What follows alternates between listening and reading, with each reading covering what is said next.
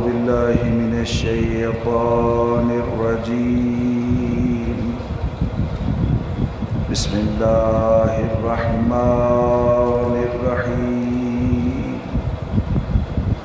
الحمد لله رب العالمين بارئ الخلائق أجمعين، والصلاة والسلام على سيد الأنبياء والمرسلين حبيب إله العالمين بالقاسم محمد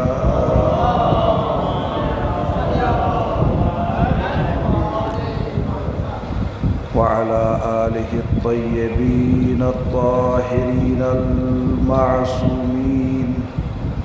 ولعنة الله على أعدائهم أجمعين من يوم عداوتهم إلى قيام يوم الدين. أما بعد، وقال الحكيم في كتابه المتين وهو أصدق القائلين: بسم الله الرحمن الرحيم. لقد من الله على المؤمنين إذ بعث فيهم رسولا من أنفسهم يتلو عليهم آياته ويزكيهم ويعلمهم الكتاب والحكمة وإن كانوا من قبل لفي ضلال مبين. صلوات پڑھیے بابا.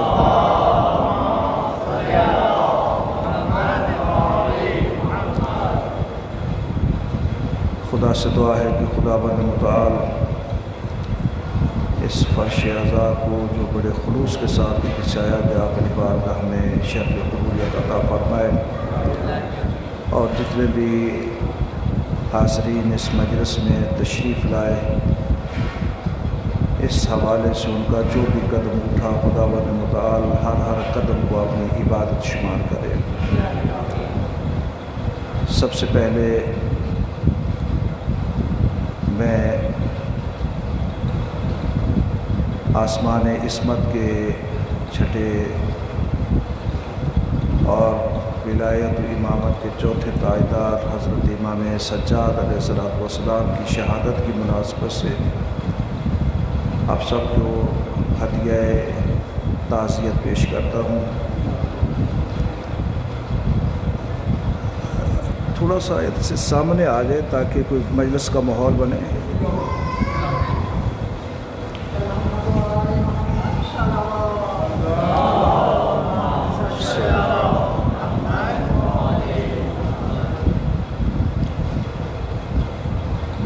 حاضر محترم،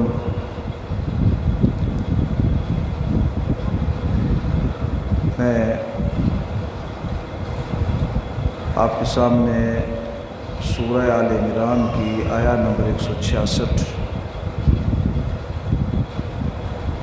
اس کو تلاوت کرنے کا شرف حاصل کیا ہے. کچھ مطالب اس آیا کے حوالے سے تمہیدی بیان کروں گا، اور انشاءاللہ اس کے بعد پھر امام علیہ السلام کی شخصیت اور ان کے فضائل و کمالات اور پھر ان کی مظلومانہ شہادت انشاءاللہ آپ کی خدمت میں یہ سارے بیانات ہوں گے. لیکن آغاز میں جو کر رہا ہوں وہ سورہ آل عمران کی آیا نمبر 164 کہ جس میں خداوند قدوس یہ ارشاد فرما رہا ہے: لقد من اللہ علی المؤمنین. اس سے پہلے ایک قسم جو ہے وہ تقدیر میں ہے، یعنی خداوند قدوس یہ ارشاد فرما رہا ہے کہ میں قسم کھا کے کہتا ہوں لقد من اللہ، کہ اللہ نے بہت بڑا احسان کیا ہے علی المؤمنین، مومنین کے اوپر. اذ بعث فیہم رسولا، یہ مومنین کے اوپر بہت بڑا احسان ہے. کیا احسان ہے؟ کیونکہ خداوند قدوس نے مومنین میں ایک بڑا باعظمت رسول کو مبعوث کیا ہے۔ اذ بعث فیہم رسولا من انفسہم، کہ ایک بڑا باعظمت رسولا یعنی بڑا باعظمت۔ بلاغت میں بعض اوقات نکرہ جو ہوتا ہے اس کو عظمت بیانی کے لیے اور ایک نوع کی تعیین کے لیے استعمال کیا جاتا ہے، تو یہاں رسولاً سے مراد یعنی بڑا باعظمت رسول، بڑا باعظمت رسول اس کو مبعوث کیا ہے۔ البتہ یہ احسان جو ہے وہ مومنین کے اوپر ہے کہ انہی مومنین میں سے ایک بڑا باعظمت رسول خدا نے مبعوث کیا ہے۔ پہلی بات تو یہ ہے، اور اس نقطے کو حافظ فرمان نے بھی اپنی ترجمے میں حاشیے میں اس کو ذکر کیا ہے کہ جب خداوند قدوس مومنین میں اس باعظمت رسول کو مبعوث کر رہا تھا تو اس کا مطلب یہ ہے کہ بعثت پیغمبر اسلام کے موقع پر کچھ مومنین تھے، بعثت کے موقع پر کچھ مومنین تھے کہ جن میں جو مومنین کے نفوس تھے انہی نفوس میں سے ایک نفس کو خداوند قدوس مبعوث میں رسالت کر رہا ہے، اور یہ ہے لقد من اللہ۔ منہ کا مطلب ہوتا ہے بہت بڑا احسان، بہت بڑا احسان، اور یہ منہ عام طور پر لفظ منت وہاں پر استعمال کیا جاتا ہے کہ جہاں پر ایک عملاً کوئی نعمت دے کر اس کو جتلایا جائے، یعنی ایک عظیم الشان بہت بڑی نعمت دے کر عملی طور پر، ہاں زبانی کلامی نہیں، ہاں یہ یاد رکھیے گا کہ اگر ایسے ہی زبانی کلامی جب وہ احسان جتلایا جائے یہ قابل مذمت ہے۔ انسان ایسے ہی کسی کے اوپر احسان جتلائے یہ کیا ہے؟ قابل مذمت ہے، ہر کوئی اس کی مذمت کرے گا کہ یہ کیا کہہ رہا ہے۔ لیکن اگر عملاً اور وہ بھی بہت بڑی نعمت دے کر، بہت بڑی نعمت دی جائے تو اس کو جتلانا یہ کبھی نہیں ہے، اور ظاہر سی بات ہے کہ ذات احدیت چونکہ وہ احسان جتلا رہی ہے اور وہ ذات جو ہے وہ ہر قسم کے کبھی سے مبرہ و منزہ ہے، لہٰذا اس اعتبار سے خدا کا یہ احسان جتلانا ایک بہت بڑی نعمت دے کر، اور وہ بھی عملاً نعمت دے کر، یہ جتلانا کوئی خدا کے حوالے سے کبھی نہیں ہے۔ اگر خدا اس کو جتلاتا ہے تو یہ بالکل برحق جتلا رہا ہے۔ حضرت محترم، وہ نعمت کیا ہے؟ وہ نعمت ہے بعثت پیغمبر اسلام۔ نعمت کیا ہے؟ بعثت پیغمبر اسلام، جس کو خدا جتلا رہا ہے۔ اب میں ایک بات یہاں پر عرض کرنا چاہتا ہوں کہ جب یہ بعثت اتنی بڑی نعمت ہے کہ جس کو خدا جتلا رہا ہے، تو جس کا وجود بابرکت کی وجہ سے یہ بعثت ہے، وہ وجود کتنا بابرکت ہوگا اور کتنی بڑی نعمت ہوگا۔ یہ آپ دیکھیں،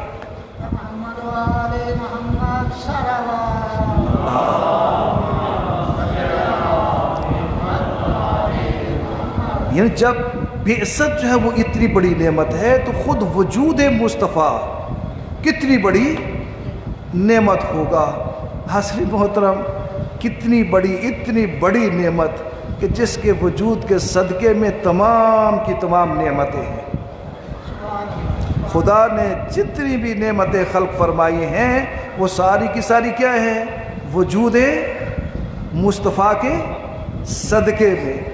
کتنی نعمتیں ہیں، ان تعدوا نعمت اللہ لا تحصوها۔ قرآن کہتا ہے کہ اگر آپ اللہ کی نعمتوں کو شمار کرنا چاہو گے تو اس کو شمار نہیں کر سکتے ہو، اتنی زیادہ نعمتیں۔ ٹھیک ہے کہ جس حبیب کے صدقے میں خدا اتنی زیادہ نعمتیں خلق فرمائے، اس نعمت عظمیٰ کو مومنین کو دے کر اور ان میں مبعوث فرما کے اگر خدا یہ کہے کہ لقد من اللہ، مجھے قسم ہے میں نے ایک بہت بڑا احسان کیا ہے مومنین کے اوپر، تو یہ بے جا نہ ہوگا، ہے یا نہیں؟ حاضرین محترم، یہ جو وجود بابرکت ہے مصطفیٰ، یہ کون سا وجود ہے؟ حاضرین محترم، میں تھوڑی سی یہاں پر آپ کو زحمت دوں گا، توجہ فرمائیں گے اور میرے ساتھ رہیں گے۔ مطلب جو ہے وہ انشاءاللہ بڑا تھوڑا سا علمی تھوڑی سی بات ہو جائے گی، اور یہ ہے کہ لیکن مزہ آئے گا، لطف آئے گا۔ ایک مرتبہ صلوات پڑھ لیجیے بآواز بلند۔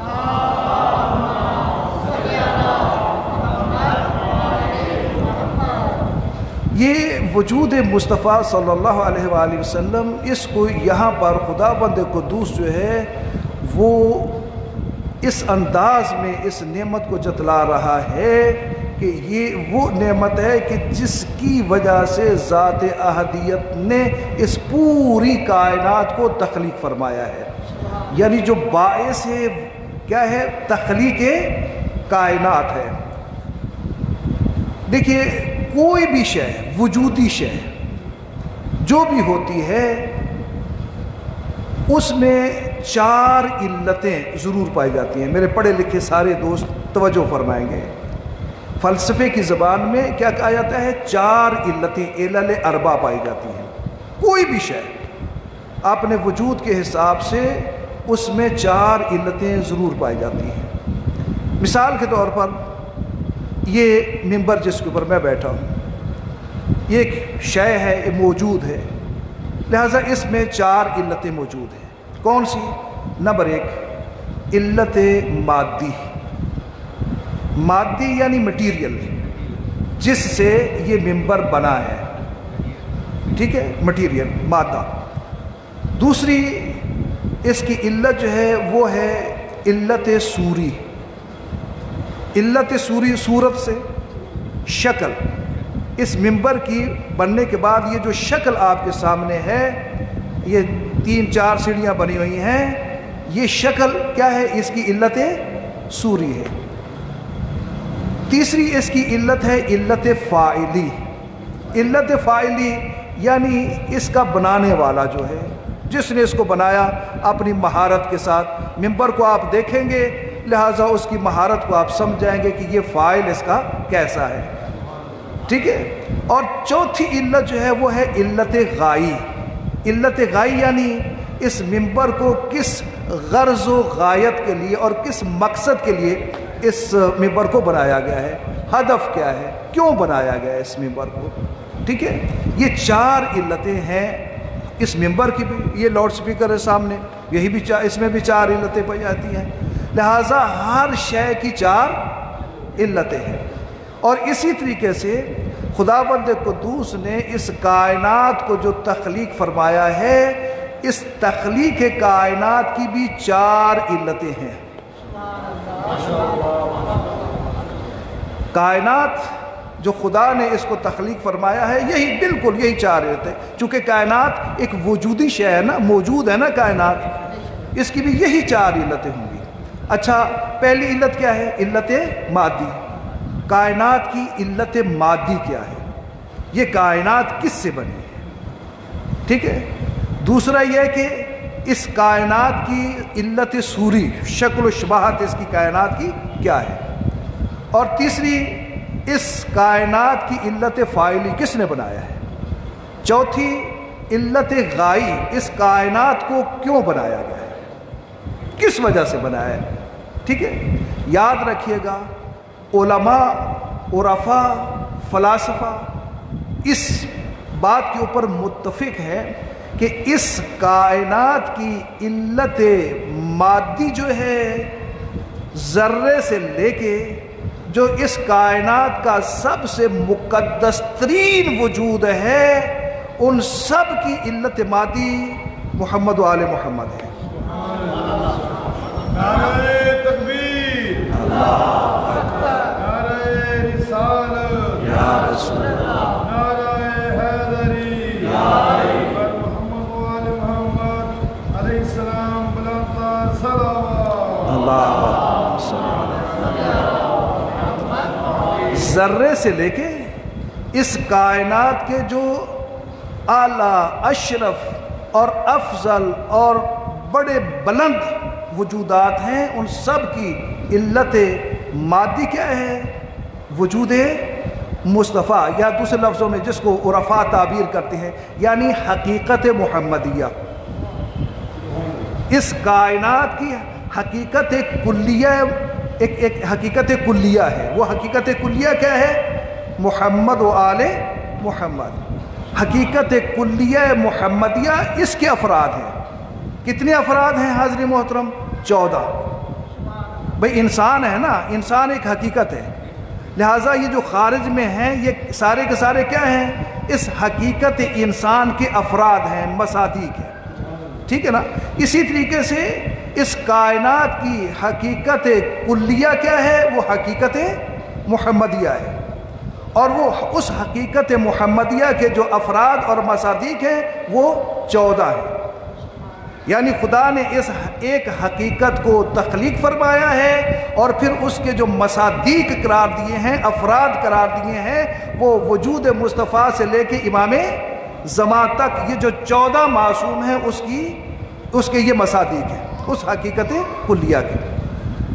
حضرات گرامی، یہ جو حقیقت محمدیہ کلیہ ہے، اس کائنات کی تخلیق کی علت مادی ہے۔ میں سب چیزوں کو چھوڑتا ہوں، فقط ایک بات کہہ کے آگے بڑھ جاتا ہوں، چونکہ ٹائم جو ہے وہ بہت شارٹ اور مضمون یہ بہت وسیع ہے، لہٰذا میں چاہتا ہوں کہ ایک اس کا خلاصہ سا آپ کی خدمت میں ایک عرض کر دوں، تاکہ یہ ہے کہ آپ میرے ساتھ چلیں اور آپ محظوظ ہوں۔ ایک مرتبہ صلوات پڑھ لیجئے بآواز بلند۔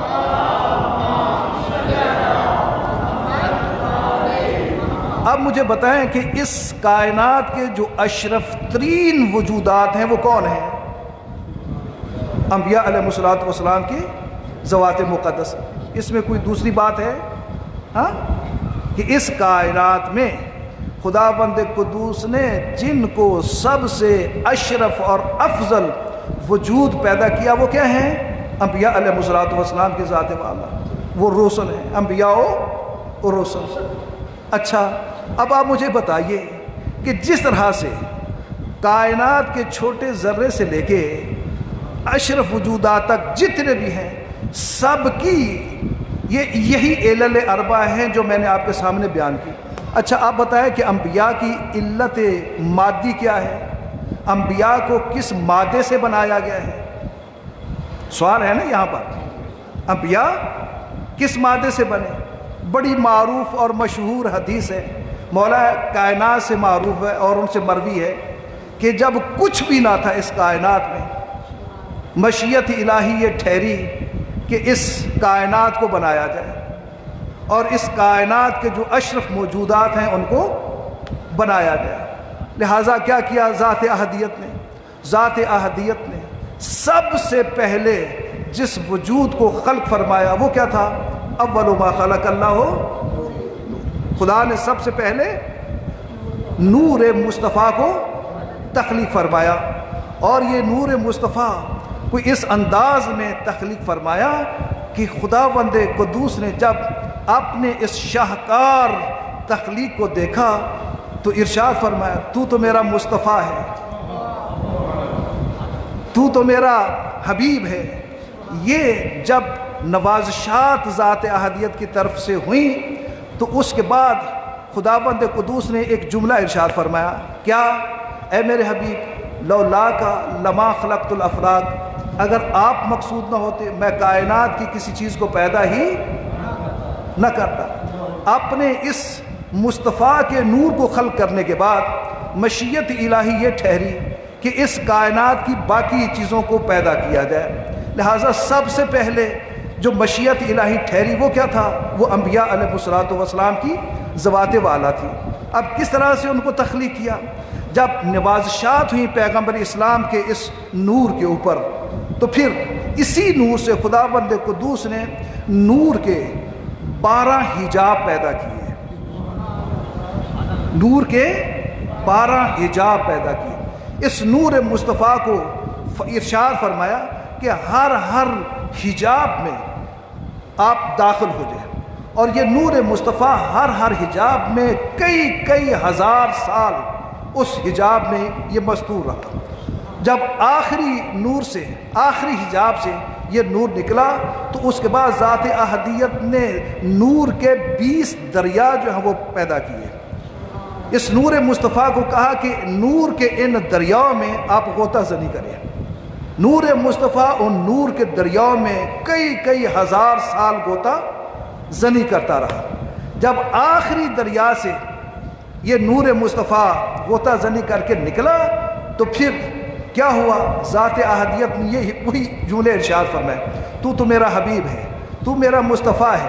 اور ایک جملہ یہ ارشاد فرمایا، تو شفیع امت ہے، تو شفیع امم ہے، تو امتوں کا شفیع ہے. حاضرین محترم، یہ نوازشات جب خدا کی طرف سے ہوئیں تو یہ نور مصطفیٰ بارگاہ خداوندی میں سجدہ ریز ہو گیا، سجدہ ریز ہو گیا. کئی ہزار سال بارگاہ احدیت میں یہ سجدہ ریز رہا، اور جب سجدہ سے سر اٹھایا تو پیشانی مصطفیٰ کے اوپر 1,24,000 نور کے قطرے برآمد ہوئے. خداوند قدوس نے نور کے ہر ایک قطرے سے کیا کیا؟ ہر ایک نبی کو پیدا کر دیا. اور یہ جو نور کے قطرے تھے پیشانی مصطفیٰ کے اوپر، گویا کہ اس نور کے پسینے کے قطرے تھے. لہٰذا خدا نے کیا کیا کہ مصطفیٰ کی پیشانی نور کے اوپر جو پسینے کے قطرے تھے اس سے ایک نبی کی تخلیق فرمائی، ایک رسول کی تخلیق فرمائی. اب آپ نے سمجھ لیا کہ انبیاء علیہ السلام کی تخلیق کی علت مادی وہ کیا ہے؟ وہ مصطفیٰ کا پسینہ. انبیاء کی حیثیت مصطفیٰ کے حوالے سے بالکل ایسے ہی ہے جیسے کہ ایک انسان اور اس کا اپنا پسینہ ہوتا ہے. حضرت محترم، یہ علت مادی کن کی؟ انبیاء علیہ السلام. اس کے بعد باقی کائنات، جب خداوند قدوس نے انبیاء کے انوار کو تخلیق فرما لیا مصطفیٰ کے پسینے سے، تو اس کے بعد باقی کائنات کو تخلیق کرنے کا ارادہ فرمایا. باقی کائنات کو کیسے تخلیق فرمایا؟ حضرت محترم، یہی جو حقیقت محمدیہ تھی، اس خداوند قدوس نے اس حقیقت محمدیہ کے جو 14 مصداق بنائے تھے، پھر ہر ایک مصداق کا جو نور تھا اس کو شگافتہ کرنا شروع کر دیا، اور اسی سے اس کائنات کو بناتا چلا گیا. عبداللہ ابن مسعود کی روایت ہے، وہ بیان کرتا ہے کہ میں ایک دن پیغمبر اسلام کی بارگاہ میں حاضر ہوا. جب حاضر ہوا تو میں نے حاضر ہوتے ہی پیغمبر کی خدمت میں عرض کیا، یا رسول اللہ ارن الحق لانظر الیہ، پروردگارہ مجھے حق دکھائیں کہ میں حق کو اپنی آنکھوں سے دیکھ لوں. مجھے حق دکھائیں کہ میں حق کو اپنی آنکھوں سے دیکھ لوں.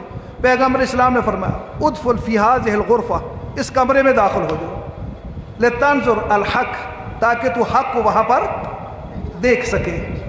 عبداللہ ابن مسعود کہتا ہے، بہار الانوار میں یہ روایت ہے. بھائی ہاں، ہماری کتاب بہت بڑی کتاب ہے بہار الانوار، اس میں علامہ مجلسی کی، اس میں یہ روایت موجود ہے. عبداللہ ابن مسعود کہتا ہے کہ میں اس کمرے میں داخل ہوا.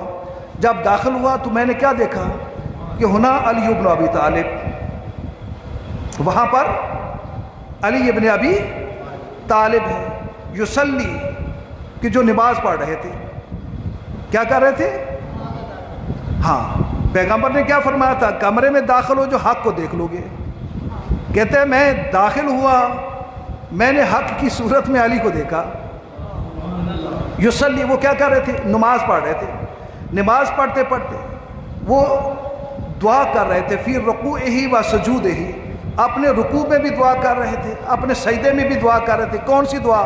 اللہم بحق محمد عبدک اغفر للخاطئین من شیعتی، پروردگارہ تجھے واسطہ محمد، تیرے عبد محمد مصطفیٰ کا میرے گناہگار شیعوں کو بخش دے.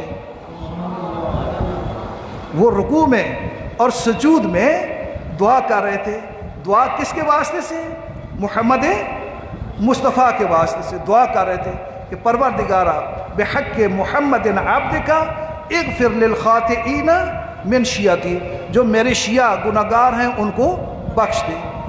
کہتا ہے مجھے بڑا تعجب ہوا، لہٰذا اسی تعجب میں ڈوبا ہوا میں جب اس کمرے سے باہر نکلا تو میں نے دیکھا کہ وہاں پر پیغمبر اسلام نماز پڑھ رہے ہیں، وہ نماز پڑھنے میں مشغول ہے۔ جب پیغمبر کو دیکھا تو وہ بھی اپنے رکوع میں، اپنے سجود میں وہ دعا کر رہے تھے۔ کون سی دعا؟ اللہم بحق علی عبدک اغفر للخاطئین من امتی، پروردگارہ تجھے تیرے عبد علی کا واسطہ میری امت کے گناہ گاروں کو بخش دے۔ یہ عجیب، عبداللہ ابن مسعود کہتا ہے کہ یہ منظر میں نے دیکھا، میں بڑا ہی متعجب ہوا، میں دریائے حیرت میں ڈوب گیا کہ پیغمبر سے فرمایا، عرض کیا تھا کہ مجھے حق دکھائے، انہیں کہا کمرے میں چلے جاؤ حق دیکھ لو گے۔ میں نے اس حق کو دیکھا کہ وہ پیغمبر کا واسطہ دے کے اپنی شیعوں کی بخشش کا سوال کر رہے تھے بارگاہ خداوندی، اور ادھر واپس آیا تو پیغمبر کیا کر رہے ہیں کہ اپنے بھائی علی کا واسطہ دے کے اپنی امت کی بخشش کے لیے دعا کر رہے ہیں۔ میں اسی ورطہ حیرت میں ڈوبا ہوا تھا کہ میں نے وہاں سے چلنے کا ارادہ کیا۔ جیسے ہی ارادہ کیا فَأَوْجَزَ رسول اللہ صلی اللہ علیہ وآلہ وسلم بِيَدِهِ، پیغمبر اسلام نے ہاتھ کے اشارے سے مجھے روک لیا کہ رک جاؤ۔ اب دیکھیے اس کے دل میں ایک بات آئی کہ یہ کیا معاملہ ہے، ہاں؟ اور یہ حیرت و استیاب کے انداز میں یہ وہاں سے چلنے لگا۔ پیغمبر اسلام نے اس کی دلی کیفیت کو بھانپ لیا اور اشارہ کر دیا، نماز پڑھ رہے ہیں، حالت نماز میں اشارہ کر دیا کہ رک جاؤ، رک گیا۔ پیغمبر اسلام نے نماز تمام کی۔ نماز تمام کرنے کے بعد ایک جملہ ارشاد فرمایا، یا ابن مسعود اکفر بعد الایمان، شک میں پڑ گئے ہو، کیا ایمان لانے کے بعد کفر کا ارادہ ہے؟ حیرت میں ڈوبا ہوا ہے نا، سمجھ نہیں آ رہی ہے کہ معاملہ کیا ہے۔ لہٰذا پیغمبر اسلام نے اس کی دلی کیفیت کو جانتے ہوئے یہ کہا کہ اکفر بعد الایمان، کیا ایمان لانے کے بعد کفر کا ارادہ ہے؟ کہا یا رسول اللہ نہیں ایسی کوئی بات نہیں ہے، میں تو نہیں سمجھ سکا ہوں۔ آپ علی کے صدقے میں اپنی امت کے لیے دعا مانگ رہے ہیں، اور علی جو ہے وہ آپ کے صدقے میں اپنے شیعوں کے لیے دعا مانگ رہا ہے۔ مجھے یہ سمجھ نہیں آ رہی کہ آپ دونوں میں سے افضل کون ہے۔ آپ علی کے حق کا واسطہ دیکھیں دعا کر رہے ہیں، اور علی آپ کے حق کا واسطہ دیکھیں دعا کر رہے ہیں۔ اس کے بعد پیغمبر اسلام نے فرمایا اجلس یا ابن مسعود، اے ابن مسعود بیٹھ جاؤ۔ ابن مسعود کہتا ہے کہ میں پیغمبر کی بارگاہ میں دو زانو ہو کے بیٹھ گیا، جیسے ایک استاد کے سامنے با ادب شاگرد بیٹھتا ہے، میں بیٹھ گیا۔ جب بیٹھ گیا تو اس کے بعد پیغمبر اسلام نے فرمایا، اے ابن مسعود دیکھو، خداوند قدوس نے خلقنی وعلیا من نور قدرتہ، خدا نے مجھے اور میرے بھائی علی کے نور کو اپنے نور قدرت سے خلق فرمایا ہے،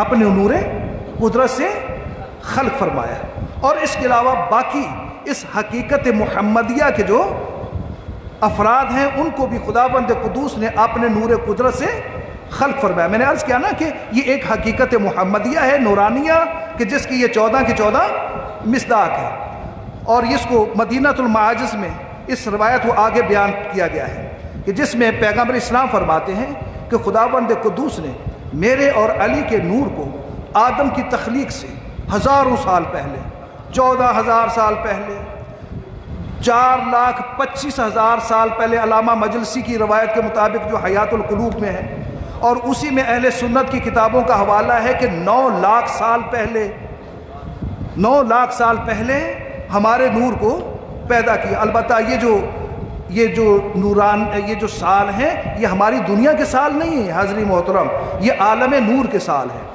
عالم نور کا سال کتنا ہوتا ہے؟ 1 سیکنڈ میں آپ کو پتہ ہے کہ روشنی کتنا سفر طے کرتی ہے۔ 1 سیکنڈ میں روشنی جتنا سفر طے کرتی ہے، اسی سے آپ آگے سیکنڈوں کے منٹ بنائیں، منٹوں کے گھنٹے بنائیں، گھنٹوں کے سال بنائیں، دن بنائیں، دنوں کے سال بنائیں۔ صلوات پڑھ لیجیے بآواز بلند۔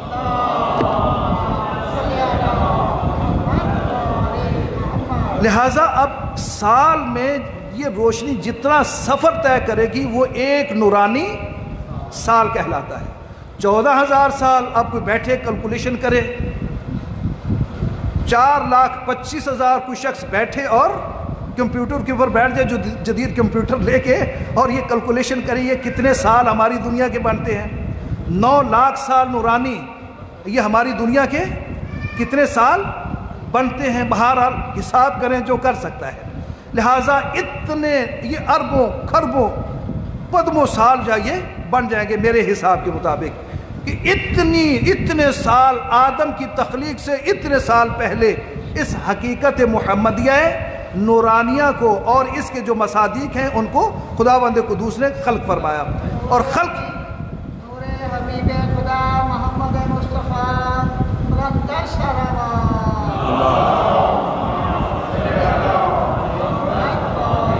اس حقیقت نورانیہ محمدیہ کو خلق کرنے کے بعد یہ جو 14 مصداق اس کے بنائے، پھر اس حوالے سے میں 2-3 باتیں یہاں کر کے آگے بڑھنا چاہتا ہوں کہ پیغمبر اسلام فرماتے ہیں یا ابن مسعود، اس کے بعد خداوند قدوس نے چاہا کہ اس کائنات کی تخلیق فرمائے۔ اب کائنات کی علت مادی کو دیکھیے گا کہ کائنات کس مادے سے بنی ہے۔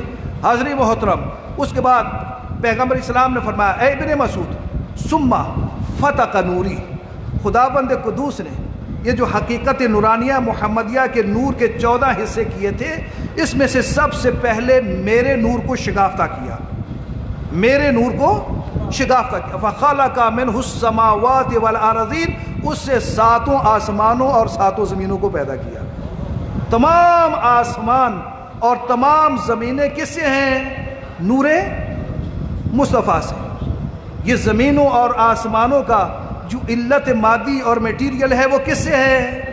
نور مصطفیٰ سے۔ یہ پورے زمین و آسمان جو وہ بنائے گئے ہیں، اور پیغمبر اسلام فرماتے ہیں انا افضل من السماوات والارضین، اور میں ان آسمانوں اور زمینوں سے افضل ہوں۔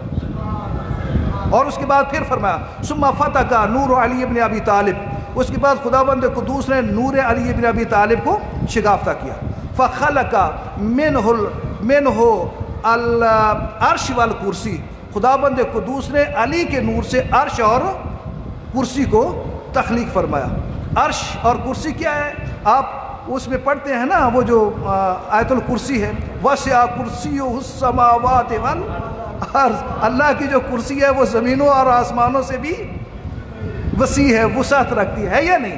وسع السماوات، یہ کرسی خلق منہ السماوات، خلق منہ العرش والکرسی، خداوند قدوس نے اس نور علی سے کیا کیا؟ عرش اور کرسی کو پیدا کیا۔ پھر کیا ہوا؟ پھر علی بن ابی طالب افضل من العرش والکرسی، اور میرا بھائی علی عرش اور کرسی سے بھی افضل ہے۔ اور اس کے بعد پھر ارشاد فرمایا ثم فتق نور الحسن، اس کے بعد خدا نے حسن کے نور کو شگافتہ کیا۔ حسن کے نور کو شگافتہ کر کے کیا کیا؟ فخلق منہ اللوح والقلم، خدا نے اس سے لوح و قلم کو پیدا کیا۔ والحسن افضل من اللوح والقلم، پیغمبر فرماتے ہیں کہ حسن لوح و قلم سے افضل ہیں۔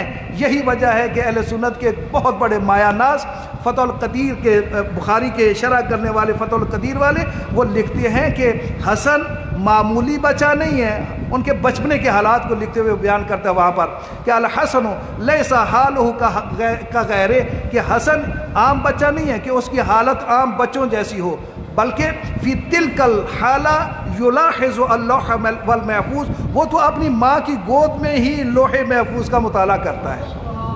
یہ حسن ہے۔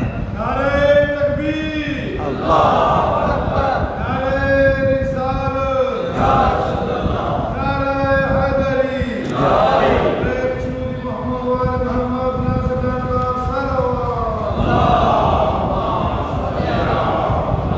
ثم، پھر اس کے بعد پیغمبر اسلام فرماتے ہیں اے عبداللہ ثم فتق نور الحسین، ذات احدیت نے نور حسین کو شگافتہ کیا۔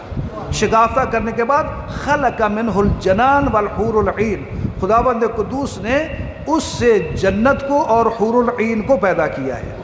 والحسین افضل من الجنت والحور العین، اور حسین وہ جنت سے بھی افضل ہیں اور حور العین سے بھی افضل ہیں۔ حاضرین محترم، اور اس کے بعد پیغمبر فرماتے ہیں ثم ازلم المشارق والمغارب، پھر اس کے بعد کیا ہوا، سارے کے سارے مشرق اور سارے کے سارے مغرب وہ تاریکی میں ڈوب گئے۔ جب تاریکی میں ڈوبے فشکت الملائکہ، بارگاہ خداوندی میں ملائکہ نے ایک بہت عرصے کے بعد اس تاریکی کی شکایت کی۔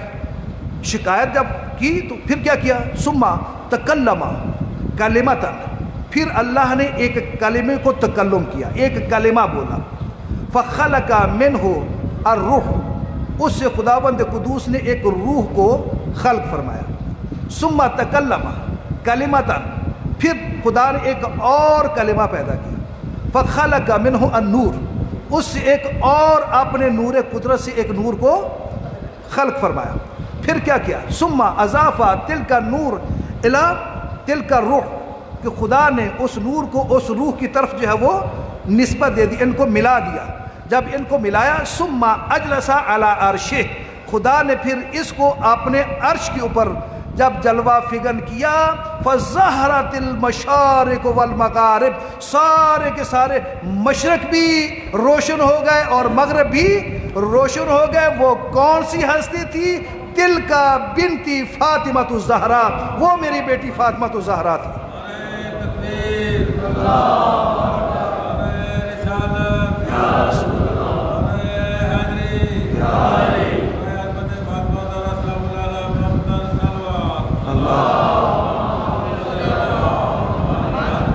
حاضرین محترم، میں چھوڑتا ہوں آگے، لمبی حدیث ہے، چھوڑتا ہوں یہاں پر، لہٰذا یہی وجہ ہے آپ حدیث قصہ پڑھتے ہیں، حدیث قصہ پڑھتے ہیں نا، کہ جب پیغمبر اسلام نے وہ بیت تطہیر بنایا تھا، کیا قرآن کی آیت کیا ہے، انما یرید اللہ لیذھب عنکم الرجس اہل البیت ویطہرکم تطہیرا، خدا نے یہ پکا ارادہ کیا ہے، کیا کرے کہ وہ اہل البیت کو ایسے پاک رکھے جیسے پاک رکھنے کا حق ہے۔ کن کو، اہل البیت کو۔ اہل البیت، اہل البیت کون، گھر والے، بیت والے، بیت والے، ایک خاص گھر، بیتن ہوتا تو عام گھر تھا، لیکن البیت خاص گھر۔ وہ خاص گھر کون سا تھا، حاضرین محترم، تمام ہمارے شیعہ علماء متفقہ طور پر وہ کہتے ہیں، اور اسی طریقے سے اہل سنت کے بے شمار علماء وہ بھی یہ کہتے ہیں کہ البیت سے مراد وہ بیت تھا کہ جس کو پیغمبر اسلام نے چادر زہرا سے بنایا تھا۔ البیت سے مراد وہ بیت تھا کہ جس کو پیغمبر اسلام نے کیا کیا تھا، چادر زہرا سے بنایا تھا۔ یہی ہوا تھا نا کہ پیغمبر اسلام حضرت زہرا کے ہاں تشریف لائے، کہا کہ بیٹی میں جسم اجد فی بدنی ضعفا، میں اپنے جسم میں کمزوری محسوس کر رہا ہوں، لہٰذا مجھے ایک چادر دے دو، اپنے بدن میں ضعف کر رہا ہوں، بدن میں، ہاں دماغ میں نہیں۔ ہاں کل کو کوئی یہ نہ کہہ دے کہ یہ ضعف جو تھا وہ کیا تھا، دماغ تک، کہا لوگوں نے، لیکن پیغمبر فرما رہے بدن میں ضعف ہے، دماغ میں نہیں ہے، لہٰذا وہ چادر لی، اور چادر لینے کے بعد حضرت محترم یکے بعد دیگرے، پہلے امام حسن آئے ہماری روایات کے مطابق، پھر امام حسین آئے، پھر جناب علی آئے، پھر اس کے بعد جناب سیدہ۔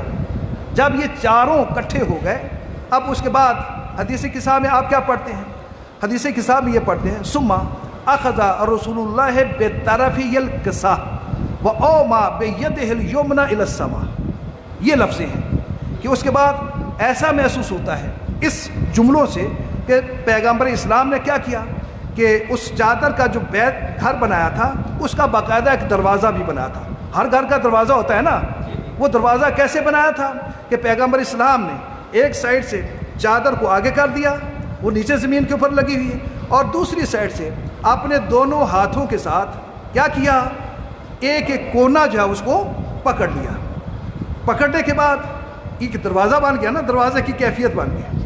اب حسن آئے اس دروازے سے داخل ہو گئے، حسین آئے اس دروازے سے داخل ہو گئے، مولا کائنات آئے اس دروازے سے داخل ہو گئے، جناب فاطمہ آئیں دروازے سے داخل ہو گئے. اس کے بعد پھر کیا کیا؟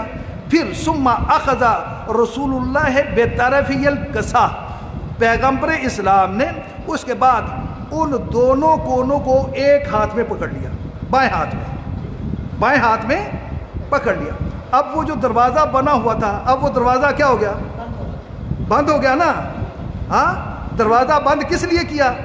کہ کوئی اور آنے کی جرت نہ کرے. یہی 5 ہیں اس چادر کے نیچے. دروازہ بند کر دیا. اخذ رسول اللہ بطرفی القصا، ایک ہاتھ کے ساتھ چادر کے دونوں کونوں کو پکڑ لیا. اور پھر کیا کیا؟ پھر یہ اپنا دایاں ہاتھ بارگاہ احدیت میں پھیلا دیا ایسے، وَأَوْمَا بِيَدِهِ الْيُمْنَى إِلَى السَّمَاءِ، اور اپنے دائیں ہاتھ کو آسمان کی طرف اٹھا دیا. اٹھانے کے بعد کیا کہا؟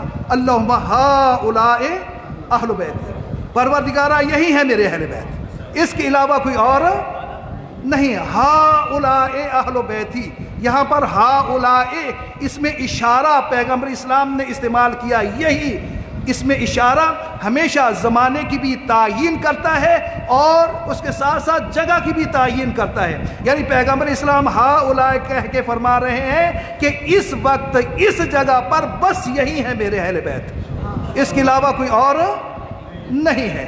محمد و اہل بیت محمد صلوات.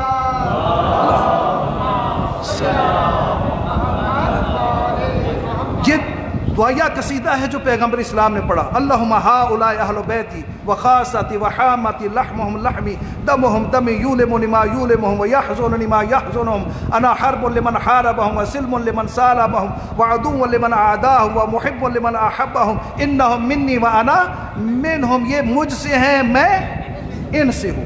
یہ قصیدہ جب پڑھا تو اس کے بعد بزم ملائکہ میں ذات احدیت نے بھی اپنی زبان بے زبانی سے قصیدہ پڑھا. کیا کہا بزم ملائکہ میں؟ یا ملائکتی وسکان سماواتی انی ما خلقت السماء مبنیتا ولا ارضا مدحیتا ولا قمرا منیرا ولا شمس مضیتا ولا فلکا یدور ولا بحر یجری ولا فلک یسری الا فی محبت ہؤلاء الخمسۃ الذین هم تحت الکساء. میں نے یہ آسمان بنائے، میں نے یہ زمین بنائی، میں نے یہ سورج بنایا، میں نے یہ چاند بنائے، میں نے یہ ستارے بنائے، میں نے یہ سمندر پیدا کیے، دریا بہا دیے. یعنی خدا یہ فرما رہا ہے کہ میں نے یہ ساری کی ساری کائنات بنائی. کیوں بنائی؟ الا فی محبت ہؤلاء الخمسہ، ان کی محبت میں یہ جو چادر کے نیچے 5 بیٹھے ہوئے ہیں. برائے خشنود محمد و آل محمد صلوات.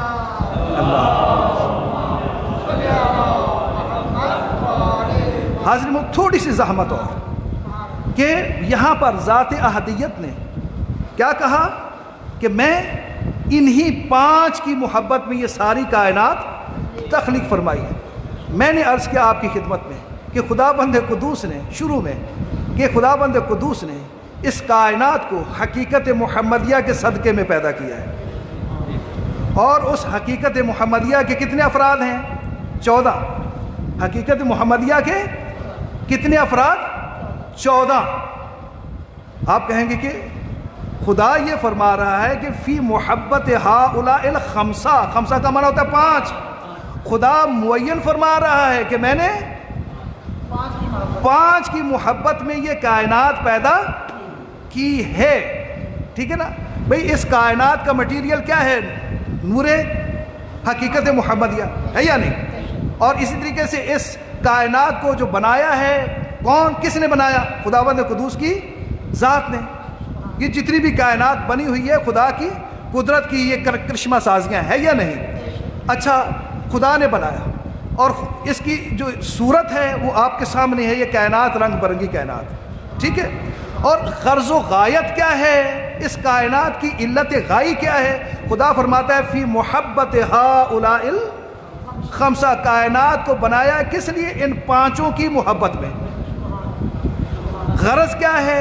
علت غائی کیا ہے؟ پانچوں کی محبت. اب یہاں پر خدا فرما رہا ہے اس کائنات کو جو میں نے بنایا ہے وہ پانچوں کی محبت میں. اور میں نے کہا کہ خدا نے کائنات کو بنایا ہے 14 کے لیے. 14 باعث تخلیق کائنات ہے. یہ کہاں سے حاضرین محترم خدا تعیین کر رہا ہے 5. اور میں آپ کی خدمت میں عرض کر رہا ہوں کہ 14 کے لیے. یہ کیسے کس طرح سے اس مطلب کو ہم حل کریں گے؟ حاضرین محترم دیکھیے، یاد رکھیے کہ یہاں جو خدا نے 5 کی قید لگائی ہے نا، 5 کے لیے میں نے کائنات کو بنایا، اس کی ایک وجہ تھی. اس لیے کہ خداوند قدوس نے اعلان کیا تھا کہ میں یہ کائنات بنائی ہے ان 5 کی محبت میں. یہ جو خدا نے اعلان کیا تھا کہاں پر کیا تھا؟ بس میں ملائکہ میں.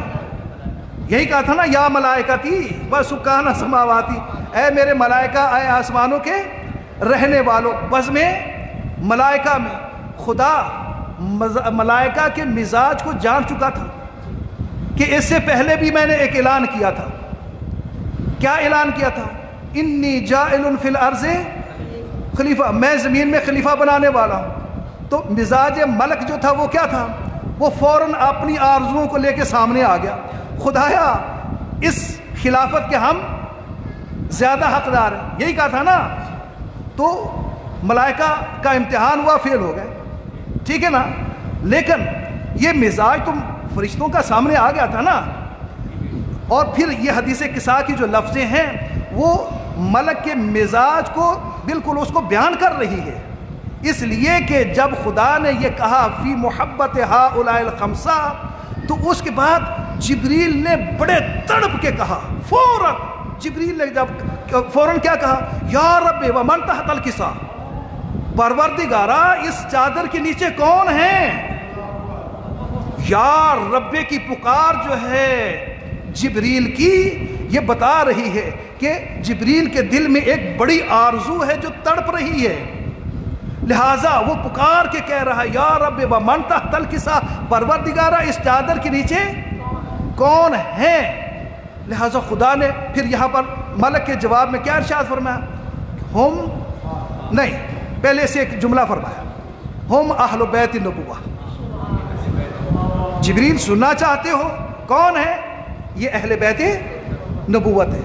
اہل بیت نبوت کے گھر والے. یہ نبوت کے گھر والے کون ہیں؟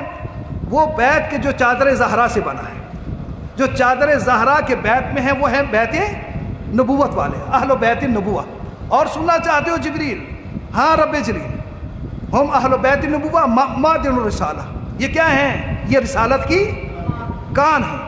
اچھا سمجھ نہیں آئی کہ یہ نبوت کے گھر والے ہیں، یہ رسالت کی کان ہے. اس کی تفصیل سننا چاہتے ہو؟ ہاں پروردگارہ تفصیل کیا ہے؟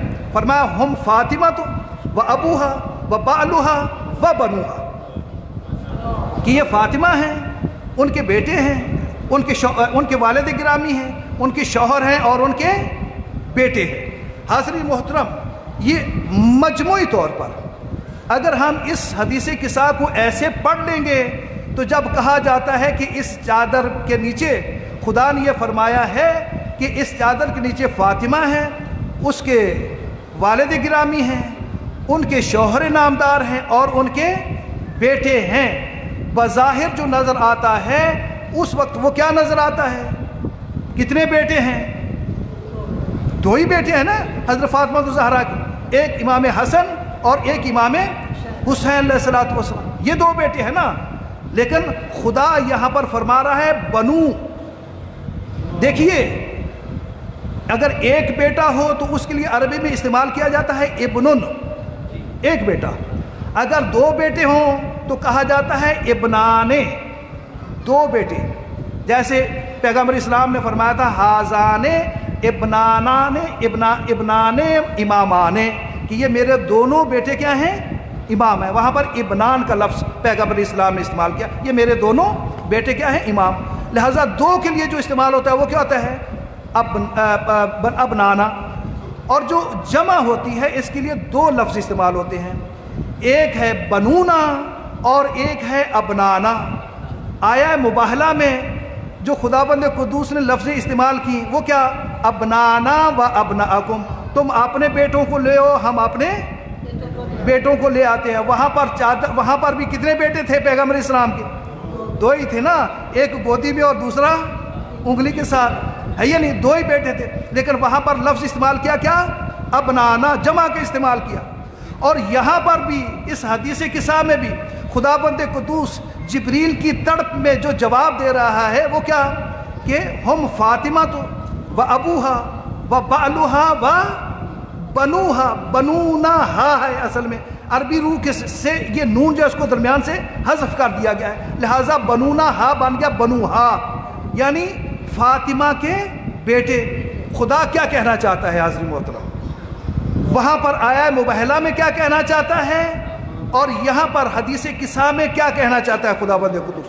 یاد رکھیے گا، خداوند قدوس پیغمبر اسلام نے یہ ارشاد فرمایا تھا کہ میرے بعد میرے 12 جانشین ہوں گے، میرے 12 خلیفے ہوں گے۔ وہ 12 خلیفے کون سے حاضرین محترم؟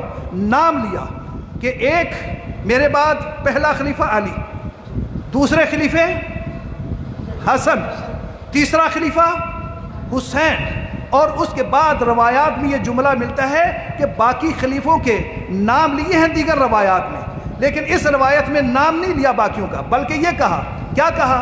وَتِسْعَةٌ مِّن ذُرِّيَّةِ الْحُسَيْن، اور 9 امام ہوں گے جو ذریت حسین میں سے ہوں گے، یعنی حسین کی اولاد میں سے باقی کیا ہوں گے؟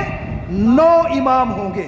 حاضرین محترم، اب وہاں پر مباہلہ میں بھی ابنا کی صورت میں اگرچہ ایک حسن علیہ السلام ہے اور دوسرے وہاں پر کیا ہیں؟ حسین علیہ السلام۔ حدیث قصہ میں بھی ایک حسن علیہ السلام ہے بیٹوں کے حوالے سے، اور دوسرے کون ہیں؟ حسین علیہ السلام۔ لیکن خدا نے آیا مباہلہ میں بھی اور اس حدیث قصہ میں بھی ایک حسین کو 10 کی جگہ پر شمار کیا ہے۔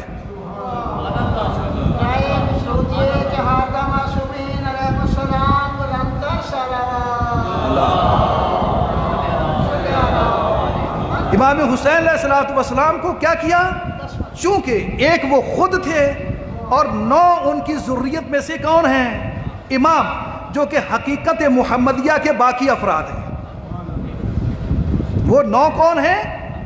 حقیقت محمدیہ کے باقی افراد۔ لہٰذا یہ کل کتنے بن گئے؟ آپ حساب کر لیجئے گا، 14 کے 14 پورے پیغمبر اسلام ہیں، مولا کائنات ہیں، فاطمہ الزہرا ہیں، امام حسن علیہ السلام ہیں، امام حسین علیہ السلام، اور ان کے 9 معصوم فرزند امام، کل کتنے بن گئے؟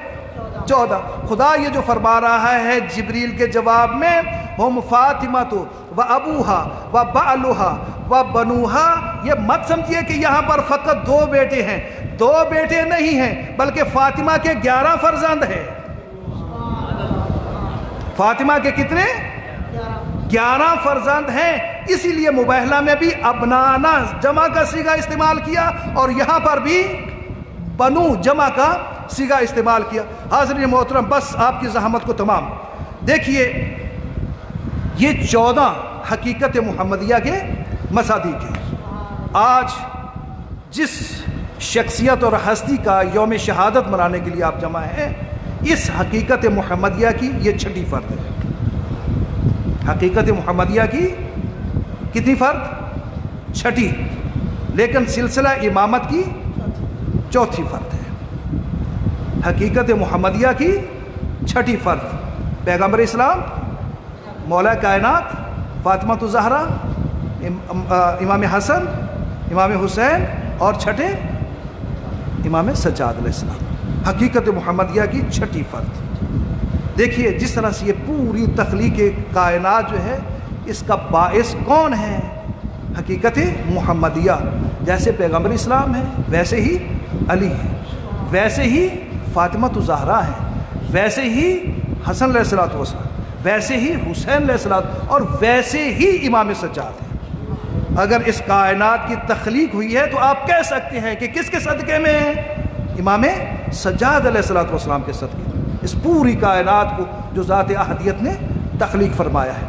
اور حاضرین محترم، یہ ہمارے وہ ایسی معزز اماموں میں سے ایسے معزز امام ہیں کہ جس کے سلسلہ نسب کو دیکھیں وہ عظمتوں اور رفتوں کی بلندیوں کے پر ہے۔ ایسا کوئی بھی نسبی حوالے سے اتنا بلند نہیں ہے جتنا یہ ہمارے امام ہیں، اپنے باپ کے حوالے سے بھی اور حتیٰ اپنی ماں کے حوالے سے بھی۔ ماں امام سجاد علیہ السلام کی اتنی باعظمت خاتون ہے، اگرچہ یہ شہنشاہ ایران یزدگرد کی بیٹی ہیں، جناب شہربانو شہنشاہ ایران یزدگرد، کہ جس کو شکست ہوئی تھی لشکر اسلام نے شکست دی تھی، اور اس کی 2 بیٹیاں جو ہیں وہ قیدی ہو کے آ گئی تھیں، اور پھر یہ ان کو پہلے خواب میں بشارت مل چکی تھی کہ آپ کی شادی کس سے ہونی ہے، لہٰذا شہربانو کے ساتھ امام حسین علیہ السلام کا ازدواج مبارک ہوا، اور اس سے شہربانو کے بطن مبارک سے امام سجاد علیہ السلام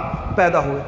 یہ وہ معظمہ بی بی ہے کہ جس کو خدا نے انتخاب کیا اس لیے کہ ان کے بطن سے اور 9 امام پیدا ہوں۔ یہ 9 اماموں کی ماں ہے۔ اب دیکھیں نا، جو 9 اماموں کی، معصوم اماموں کی جو ماں ہو، اس کی کیا عظمت ہو سکتی ہے۔ حاجی محترم، اتنی باعظمت یہ خاتون ہے کہ جو 9 اماموں کی ماں ہے۔ خود امام سجاد، ان کا کیا مرتبہ، کیا مقام ہے؟ میں نے کہا کہ کائنات کی تخلیق کا باعث، صحیح۔ اس کے علاوہ میں چند منٹ اور آپ کو زحمت دوں گا۔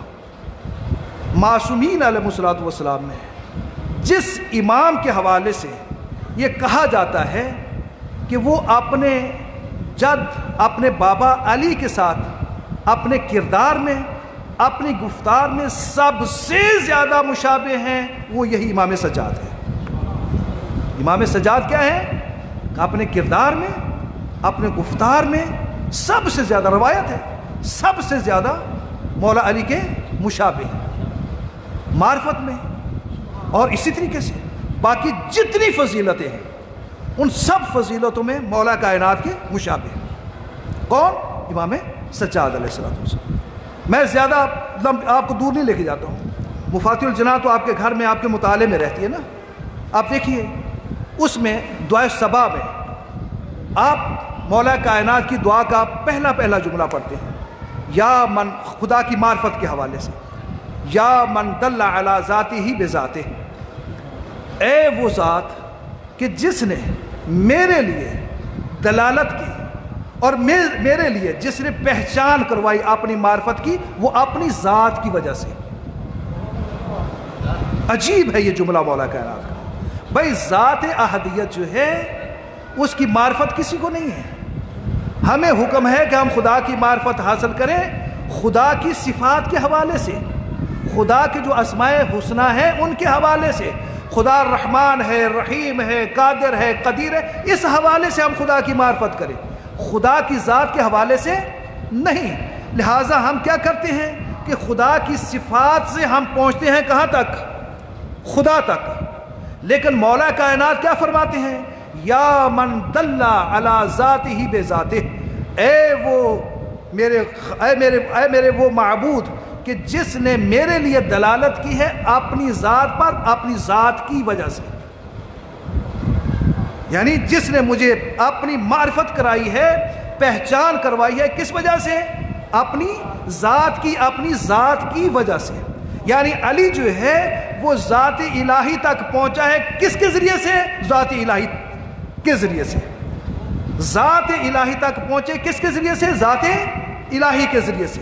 حاضرین محترم، یہ ہے معرفت مولا کائنات کی، اور یہی وجہ ہے نا کہ مولا کائنات نہج البلاغہ میں ارشاد فرماتے ہیں اور دوسری جگہ پر کہ لو کشفت لی الغطا مزددت یقینا، کہ اگر میرے لیے سارے کے سارے حجابات ان کو ہٹا دیا جائے اور ما ورائے حجاب ایسے میری آنکھوں کے سامنے آ جائے، مزددت یقینا، تو معرفت خدا میں میرے لیے ذرہ بھر بھی اضافہ نہیں ہوگا۔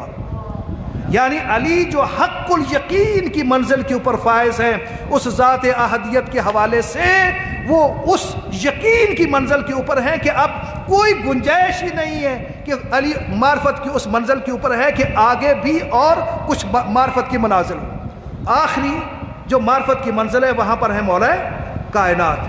اگر یہ سارے کے سارے پردے حجابات ہٹا دیا جائے اور پردوں کے پیچھے ما ورائے جو حجاب جو ہے وہ ایسے میرے سامنے آ جائے، مزدت تو یقینا، علی کے یقین میں ذرا بھر بھی اضافہ نہیں ہوگا۔ حاضرین محترم، یہ کون ہیں؟ یہ ہیں دادا۔ اب ذرا پوتے کو دیکھیے گا، امام کو دیکھیے گا، امام کیا فرماتے ہیں اپنی دعا میں؟ اسی طرح سے ارشاد فرماتے ہیں، پروردگارا بے کا عرفت، پروردگارا میں نے جو تیری معرفت حاصل کی ہے وہ تیری ہی وجہ سے، بے کا عرفت، میں نے جو تیری معرفت کی ہے وہ تیری ہی وجہ سے، وَأَنْتَ دَلَّلْتَنِي عَلَيْكَ، اور تیری وہ ذات ہے کہ جس نے میرے لیے اپنی ذات کے اوپر دلالت کی ہے۔ مولا کائنات نے بھی یہی فرمایا تھا کہ یا من دل علی ذاتہ بذاتہ، یہاں پر امام سجاد فرماتے ہیں انت دللتنی علیک، پروردگارا تیری وہ ذات ہے کہ جس نے اپنی ذات کے اوپر میرے لیے اپنی ذات کی وجہ سے دلالت کی۔ اب دیکھیے جو معرفت دادا کی ہے سیم اسی طرح کی مشاہبت جو ہے وہ کس کی؟ امام سجاد علیہ السلام کی۔ جس طرح سے دادا کا یہ اعلان تھا منبر کوفہ کے اوپر، سلونی قبل ان تفقدونی، پوچھ لو جو پوچھنا ہے، میں آسمانوں کے راستوں سے زمین کے راستوں کو بہتر جانتا ہوں۔ بالکل سیم اسی طرح کے جملے امام سجاد کے ملتے ہیں، بہت مختصر۔ امام سجاد کیا فرماتے ہیں کہ اگر مجھے اس بات کا خوف نہ ہوتا، اپنے شیعوں کو مخاطب کر کے فرماتے ہیں، مجھے اس بات کا خوف نہ ہوتا کہ تم لوگ ہمارے حق میں غلو کرو گے، تم غالب بن جاؤ گے، غلو کرو گے، تو میں تمہیں بتاتا کہ اس سے پہلے کیا کچھ ہو چکا ہے اور قیامت تک کے رونما ہونے والے سارے کے سارے واقعات میں آپ کے سامنے کھول کے بیان کر دیتا۔ مولا کائنات بھی یہی فرما رہے ہیں، پوچھ لو جو کچھ پوچھنا ہے۔ امام سجاد بھی اسی مطلب کو دوسرے لفظوں کے ساتھ بیان کر رہے ہیں کہ ہمارا علم ایسا ہے کہ ہم جو چاہیں، ہمیں اس کائنات کے ذرے ذرے کا علم ہے۔ مولا کائنات نے یہی فرمایا تھا نا، جب کسی نے سوال کیا تھا کہ مولا سوچ لیا کرو، تو امام نے کیا فرمایا تھا؟ تیرے ہاتھ کی انگلیاں کتنی ہیں؟ اس نے کہا کہ 5۔ کہا تو نے کیوں نہیں سوچا؟ کہا مولا سامنے ہے۔ کہا کائنات کا ذرہ ذرہ اسی طریقے سے علی ابن ابی طالب کے سامنے ہے۔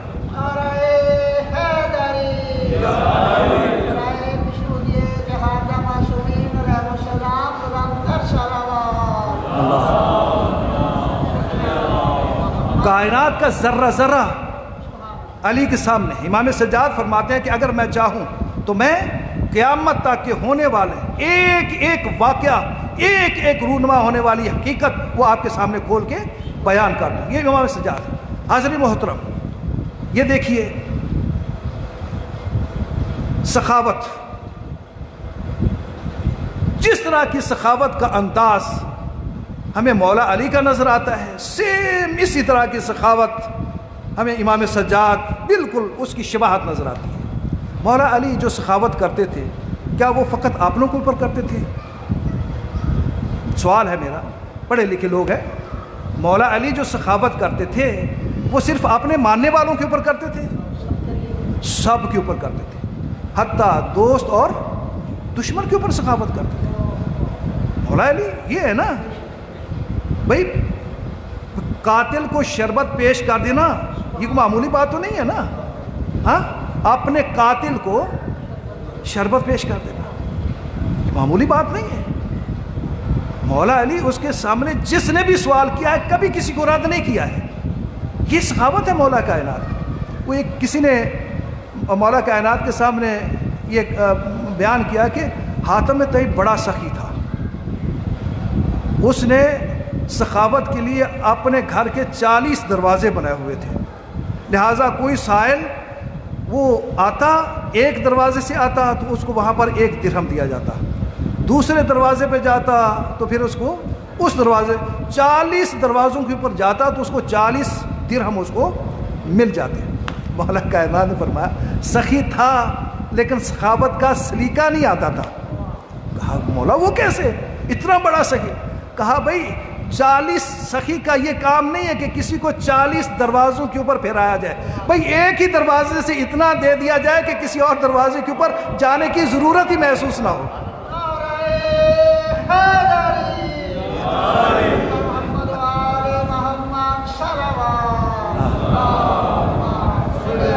یہ مولا ہے ایک ہی دروازے سے اتنا دے دیا جائے. دوست دشمن جب کسی نے سوال کیا اس کو رد نہیں کیا. واقعہ آپ نے سنا ہوا ہے, جنگ میں دشمن آتا ہے مقابلے میں, ٹھوکر لگتی ہے, گر جاتا ہے, تلوار ہاتھ سے چھوٹ جاتی ہے.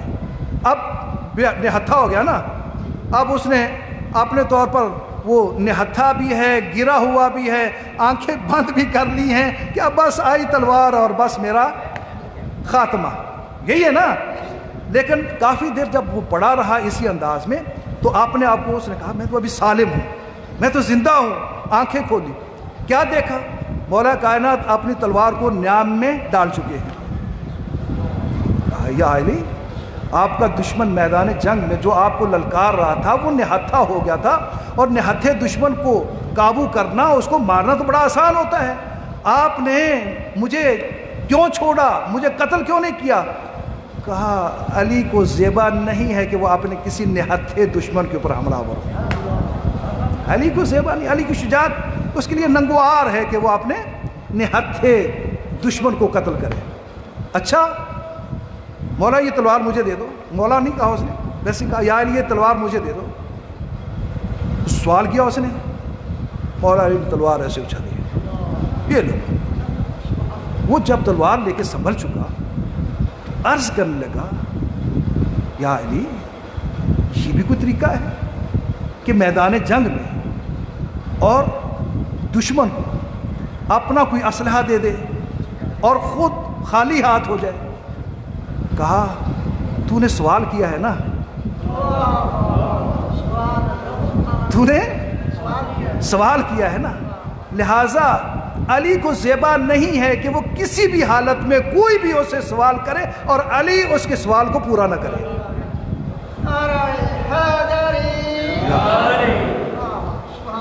یہ کیا ہے؟ مولا کائنات. حاضرین محترم بالکل سیم اسی طرح سے آپ دیکھیے امام سجاد علیہ السلام یہی کردار ہے. مروان بن حکم, کون نہیں جانتا ہے اس ملعون کو, بہت بڑا ملعون ہے یہ مروان اور اس کا باپ حکم. ان دونوں کو پیغمبر اسلام کو بہت اذیت دیتے تھے. پیغمبر اسلام نے مدینہ بدر کر دیا تھا, نکال دیا تھا مدینہ سے, اور یہ مروان بن حکم جو ہے یہ خلیفہ سیوم کا اس کا کزن بھی لگتا ہے, مطلب کزن کا بیٹا ہے مروان, اس کا کزن جو وہ حکم ہے. ان دونوں کو, مروان کو اور اس کے باپ کو, نکال دیا تھا پیغمبر اسلام نے مدینے سے.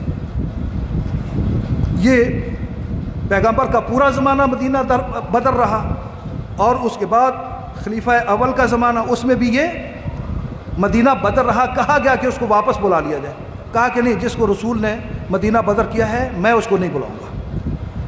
خلافت ثانیہ کا دور آتا ہے, ان کو بھی کہا جاتا ہے کہ اس کو واپس بلا لے مدینہ. کہا کہ نہیں, جس کو پیغمبر اسلام نے مدینہ بدر کیا میں اس کو نہیں بلاؤں گا. لیکن خلافت سیوم میں حضرت عثمان کے زمانے میں حضرت عثمان نے اس کو مدینے واپس بلا لیا تھا. لہٰذا اس کے بعد اس کا جو کردار رہا وہ آپ کے سامنے ہے کہ جب یزید کا خط آتا ہے ولید کے پاس اور امام کو بلایا جاتا ہے, امام دربار میں آتے ہیں, ولید بیعت کا مطالبہ دہراتا ہے. امام نے کہا کہ کل صبح ہوگی, رات کی تاریکی میں نہ تو پسند کرتا ہے نہ مجھے پسند ہے, کل صبح ہوگی, فیصلہ دن کی روشنی میں ہوگا. اس نے کہا تھا, ولید نے کہا تھا کہ اچھا فرزند رسول جو آپ کا دل چاہے آپ جا سکتے ہیں. اس مروان نے وہاں پر بول کے کہا تھا کہ اے ولید کیا کر رہے ہو, ابھی موقع ہے, اگر حسین سے بیعت لے لو وَإِلَّا ان کا سر کاٹ کے یزید کو پھیر دو. اس کے بعد حسین قابو نہیں آئے گا. یہ پہلا وہ شخص ہے کہ جس نے امام کے سر کا نام لیا تھا, یہ اتنا بڑا ملعون. اور پھر یہ کیا ہوا حضرت محترم, یزید کا بیٹا معاویہ، یزید کے مرنے کے بعد وہ 2-3 مہینے اس کی خلافت ہے اور اس نے ٹھکرا دیا تھا اس خلافت کو معاویہ نے۔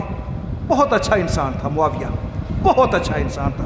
ایک یزید کا باپ تھا معاویہ اور ایک یزید کا بیٹا، اس کا نام بھی معاویہ تھا، لیکن اس نے اپنے باپ کی خلافت کو کہا کہ یہ خلافت جب وہ ظلم سے بھری ہوئی ہے، میں اس خلافت کو قبول نہیں کرتا ہوں۔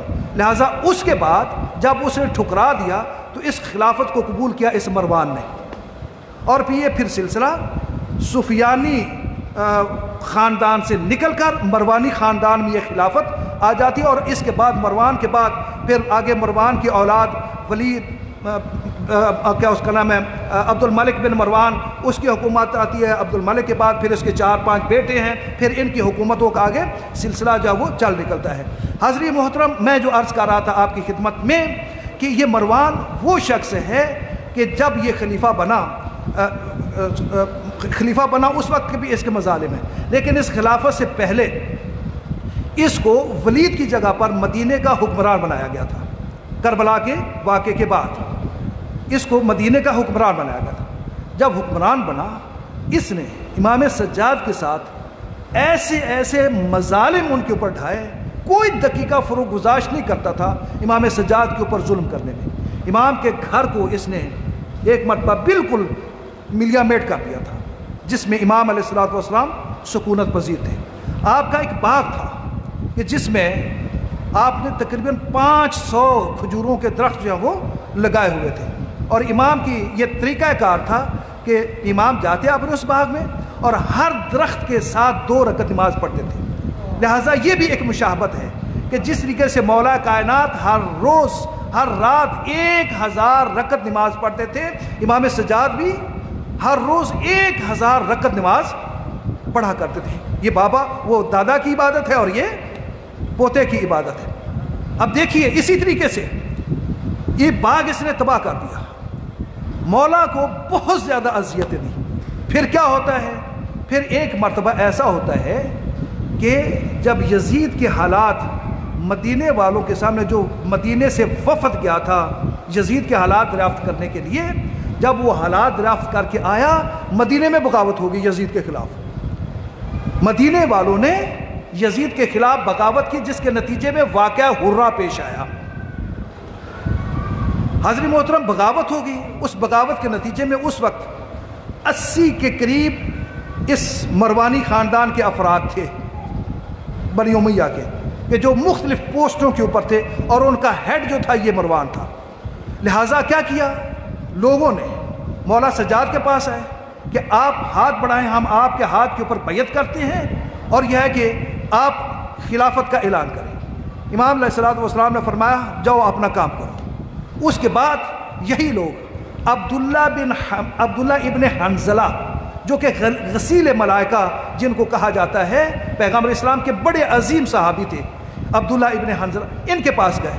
لہٰذا انہوں نے مدینے والوں کی بیعت لی، اور بیعت لینے کے بعد یہ جتنے بنی امیہ کے وہاں پر افراد تھے، ان سب کو پابند سلاسل کر دیا، ان کو قید کر لیا، اور ان میں مروان اس کو بھی قید کر لیا۔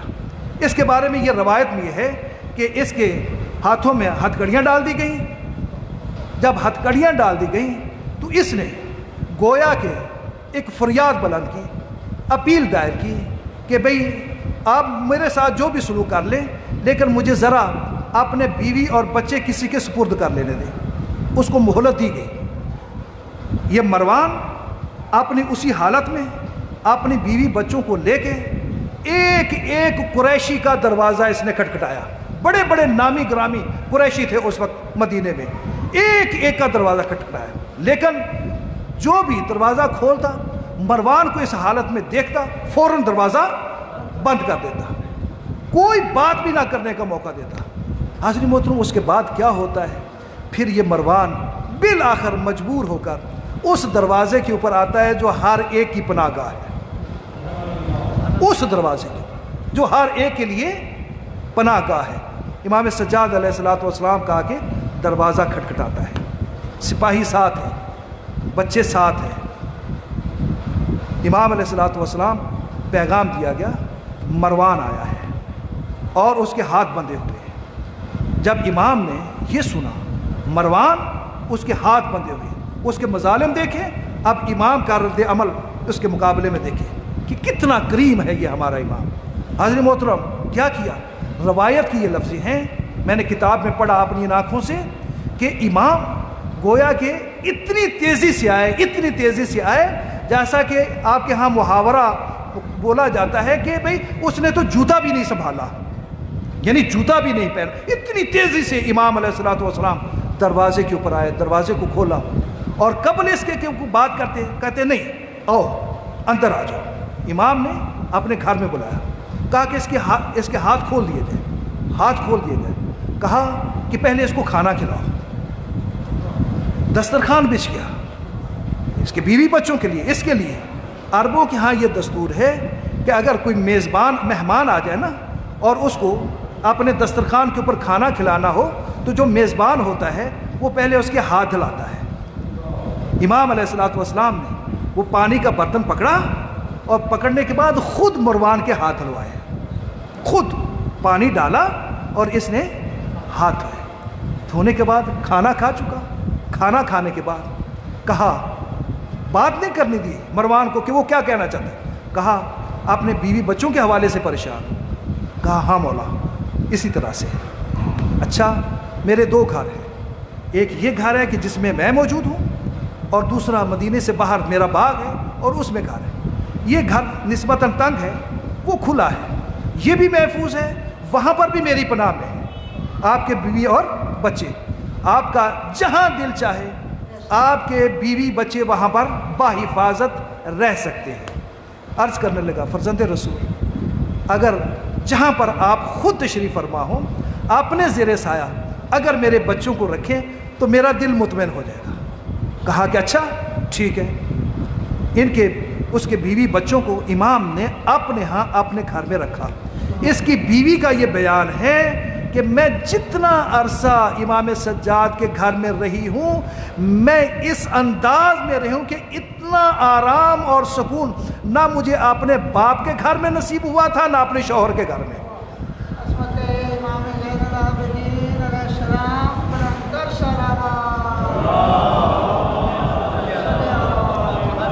مجھے اتنا سکون نہ میرے باپ کے گھر میں مجھے نصیب ہوا اور نہ میرے شوہر کے گھر میں جتنا سکون مجھے امام سجاد علیہ الصلوۃ والسلام کے گھر میں نصیب ہوا ہے۔ حاضرین محترم، آپ یہ دیکھیے امام کا سب بڑا دشمن جس نے بڑی اذیتیں دی ہیں امام علیہ الصلوۃ والسلام، اس کے مقابلے میں کیا کرم نوازی ہے امام علیہ الصلوۃ والسلام کی، بالکل شبیہ ہیں اپنے بابا کی، اپنے جد کی۔ حاضرین محترم، بس آخری زحمت ایک شباہت اور، بھئی امام سجاد ہے نا، عام طور پر جو امام سجاد کو جس انداز میں ہماری مجالس میں پیش کیا جاتا ہے، ایک لاغر انسان، ایک کمزور انسان، ایک بیمار انسان، ایک مجبور و لاچار انسان، مظلوم انسان، اسی انداز میں پیش کیا جاتا ہے نا۔ اب اس طرح کی جو تصویر امام سجاد علیہ الصلوۃ والسلام کی جو پیش کی جاتی ہے، کیا یہاں پر امام کے کسی حماسہ اور کسی شجاعت، کسی حمیت کا کوئی تصور انسان کر سکتا ہے؟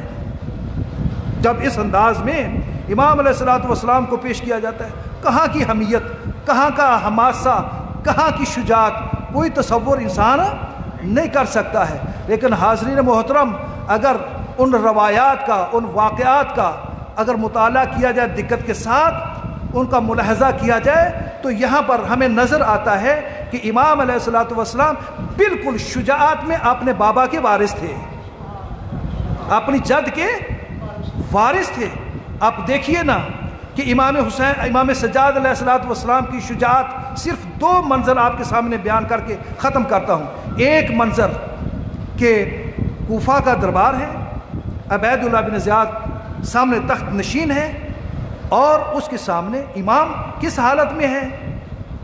ہاتھوں میں ہتھ کڑیاں ہیں، گلے میں خاردار توق ہے، پاؤں میں بیڑیاں ہیں، اور ساتھ کون ہیں؟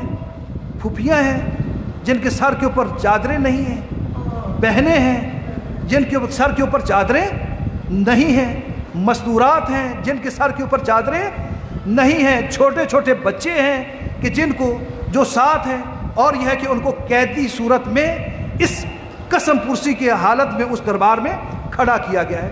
اب آپ مجھے بتائیں ادھر کیا ہے؟ شان و شوکت ہے، سطوت ہے، رعب اور جلال ہے، فتح کا نشہ ہے۔ لہٰذا اس عالم میں ابن زیاد وہ پوچھتا ہے کہ یہ کون ہے؟ آگے سے جواب دیا جاتا ہے، تعارف کرانے والا جواب میں یہ تعارف کراتا ہے، ھذا علی بن الحسین، یہ حسین کا بیٹا علی ہے۔ وہ ملعون بول کے کہتا ہے کیا اللہ نے علی کو قتل نہیں کیا ہے؟ یعنی ایک علی کربلا کے میدان میں شہید ہوئے ہیں نا، یعنی شہزادہ علی اکبر، یہ سوال کرتا ہے کیا خدا نے علی کو قتل نہیں کر دیا تھا؟ جب اس نے یہ جسارت کی، امام علیہ الصلوۃ والسلام اب خاموش نہیں رہے، اب سینہ تان کے عبید اللہ زیاد کو کہتے ہیں کہ نہیں، قتلہ الناس، اس علی کو لوگوں نے قتل کیا ہے۔ وہ کہتے ہیں نا قتلہ اللہ، اس علی کو اللہ نے قتل کیا ہے۔ امام علیہ الصلوۃ والسلام بالکل اس کی آنکھوں میں آنکھیں ڈال کے کہتے ہیں نہیں، اللہ نے قتل نہیں کیا، اللہ تو کسی کو اس وقت مارتا ہے جب کسی کی اجل اور موت آ جاتی ہے، جب ان کا وقت پہنچ جاتا ہے اللہ تب ان کو مارتا ہے۔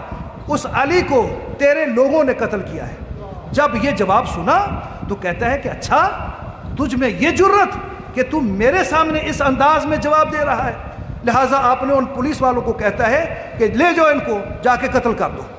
عزادارو جیسے ہی قتل کا نام آیا، امام نے آنکھوں میں آنکھیں ڈال کے کہا کہ تو کیا سمجھتا ہے؟ تو حددنی بالموت، تو مجھے موت سے ڈراتا ہے؟ تو نہیں سمجھتا ہے کہ ان الموت لنا کرامہ و شہادت لنا کرامہ؟ تو نہیں جانتا ہے کہ موت ہمارے لیے باعث سعادت ہے اور شہادت ہمارے لیے کرامت ہے؟ تو نہیں اس بات کو سمجھتا ہے؟ یہ امام علیہ الصلوۃ والسلام ہے کہ جو اس بھرے دربار میں اس شجاعانہ انداز میں اس کو جواب دے رہے ہیں۔ کیا یہ تصور کیا جا سکتا ہے کہ اس عالم میں جو صورتحال بنی ہوئی ہے کہ اس ایک بہت بڑے طاغوت کو، ایک بہت بڑے ظالم کے مقابلے میں اس طرح سے اس کو شجاعانہ انداز میں کوئی جواب دے؟ یہ امام سجاد ہے۔ اور دوسرا منظر شام کا دربار ہے کہ جب یزید نے دربار سجایا، منبر لگایا اور وہاں پر بنی امیہ کے ہواخواہوں کو، جو بڑے بڑے خطیب تھے، شعراء تھے، ان کو دعوت دی۔ مسجد دمشق کھچا کھچ بھری ہوئی ہے، کن سے؟ اشراف شام سے، بڑے بڑے لوگ وہاں پر موجود ہیں۔ وہاں پر یزید نے کیا کہا کہ یہ شعراء آئیں، خطبہ آئیں اور آ کے میری شان میں اور بنی امیہ کی شان میں قصیدے پڑھیں اور فضائل و کمالات بیان کریں۔ کس کے؟ بنی امیہ کے، یزید کے۔ حاضر محترم ممبر لگ گیا، ممبر کے اوپر اب جو بھی آتا ہے ظاہر ہے کہ حکومتی خطیب ہیں، حکومتی شعراء ہیں، انہوں نے وہ آئے اور آ کے یزید کے حوالے سے، بنی امیہ کے حوالے سے بہت خوب شعر کہے ان کی تعریف میں۔ جب وہ کہہ چکے اس کے بعد امام سجاد علیہ الصلوۃ والسلام نے ایک جملہ فرمایا۔ کیا فرمایا؟ کیا مجھے اجازت ہے کہ میں ان لکڑیوں کے اوپر جاؤں اور وہ بیان کروں کہ جو حق ہے، اس کو بیان کروں کہ جو کیا ہے؟ حق ہے۔ حاضر محترم، اب کیا تھا؟ کوئی کہتا ہے کہ نہیں اجازت دے دینی چاہیے، کسی نے کہا کہ نہیں اجازت نہیں دینی چاہیے۔ یزید نے کہا کہ میں جانتا ہوں یہ خانوادہ عصمت و طہارت کا فرزند ہے، آئے گا ممبر کے اوپر ذلیل و رسوا کر کے رکھ دے گا، لہٰذا اجازت نہیں دینی چاہیے۔ مطالبہ بڑھا، کہتی ہے ہاتھوں میں ہتھ کڑیاں ہیں، گلے میں خاردار توق ہے، پاؤں میں بیڑیا ہے، کیا کہے گا؟ حاضر محترم، جب مطالبہ بڑھا تو یہ دنیا کا پہلا خطیب ہے کہ جو ممبر کے اوپر اس عالم میں جا رہا ہے کہ ہاتھوں میں ہتھ کڑیاں ہیں، گلے میں خاردار توق ہے، پاؤں میں بیڑیاں ہیں۔ خطیب آتے ہیں، سر کے اوپر امامہ ہوتا ہے، امامہ سر کے اوپر نہیں ہے۔ حاضر محترم، آئے امام اور آ کے امام نے وہاں پر اپنا تعارف کرانا شروع کیا۔ میں کیا ہوں؟ میں انا ابن الحرم، انا ابن الحل، میں حرم کا بیٹا ہوں، میں ہل کا بیٹا ہوں، میں حسین میں مصطفیٰ کا بیٹا ہوں، میں علی مرتضیٰ کا بیٹا ہوں، میں فرزند زہرا ہوں، میں فرزند حسین ہوں، میں فرزند حسن۔ یہ تمام تعارف کرانے کے بعد جب اس طرح کا تعارف کرایا، اپنا پورے القاب کے ساتھ اپنے خاندان کا تعارف کرایا کہ میں کس خاندان سے تعلق رکھتا ہوں۔ حضرت محترم، لوگوں کی آنکھیں کھل گئی۔ یزید نے محسوس کیا کہ کہیں ایسا نہ ہو بغاوت ہو جائے، اس نے فوراً مؤذن کو حکم دیا کہ بے وقت اذان کہہ دو۔ مؤذن نے بے وقت اذان کہنا شروع کر دی، اشہد ان لا الہ الا اللہ اشہد ان محمد الرسول اللہ۔